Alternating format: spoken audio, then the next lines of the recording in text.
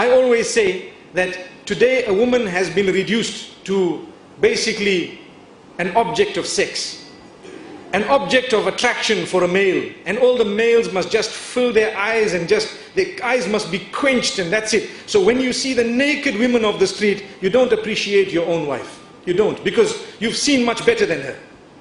You've already seen it. So Allah says, look, oh man, lower your gaze as well.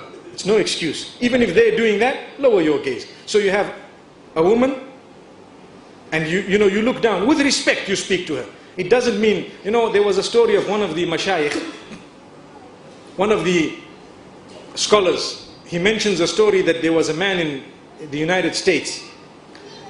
He was a religious preacher.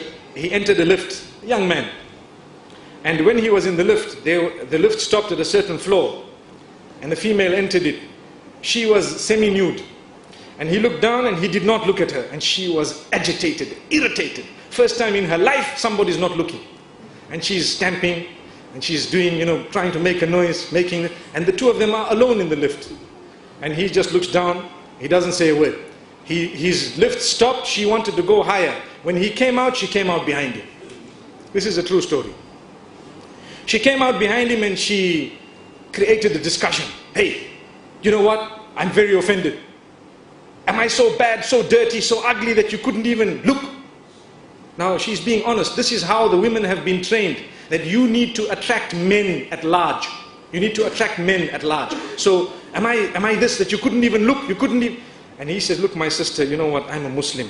I respect you so much, really. And I have a wife. And I have this, and I have that. And I am, and I don't want to insult myself and yourself by, staring at you, and what am I going to gain by it? And he explained to her in a beautiful way. And she asked for his number. Now imagine if someone asked you for their numbers. Wow, mashallah. And respectfully the man agreed, and he felt that, I will get the people in touch with her and explain. After some time, she accepted Islam.